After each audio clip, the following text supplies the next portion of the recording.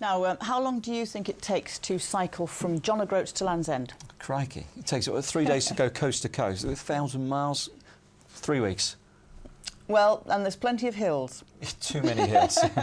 It actually takes 16 hours to drive it, and with no other traffic on the road, that is, and no toilet stops, anyone tough enough to cycle it would do well to finish it in 2 weeks. So get ready to be impressed, because the chaps in our next story are doing it in just 10 days. And Olivia Richwald has been to meet them. As far as big bike rides go, this one is a beast. It's called the End to End, a gruelling 1,000 miles long, up and down the Scottish Highlands, Dumfries and Galloway, the Lake District, Shropshire, Wales and finally the hills of Devon and Cornwall.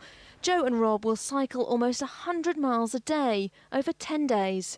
Apart from sleeping and eating, they'll stop off only once, at the Dumfries Infirmary. It sounds like torture, but these English chaps have good reason to push themselves. They hope to raise £10,000 for this Scottish hospital. They're doing it in memory of Dr. Dick Bruce, who died at the hospital's Alexandra unit last year. We wanted to do this to say thanks to the Alexandra unit and for taking great care of him.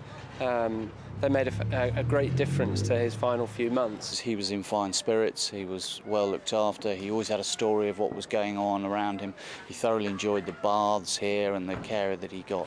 Before he died, we mentioned to him that we'd like to do this, and he looked at us and said, "You must be mad."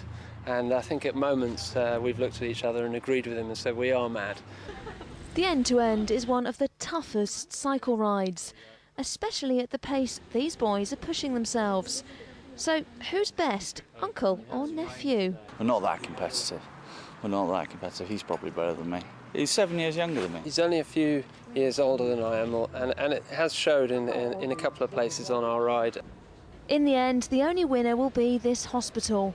Staff here have fond memories of Dr. Bruce. He was an absolute delight, full of stories, and apparently told his boys stories from when they were tiny at home, and he had lovely tales to tell. Now it seems Dr. Bruce's son and grandson will have their very own great story to tell. Olivia Richwald, rather them than me.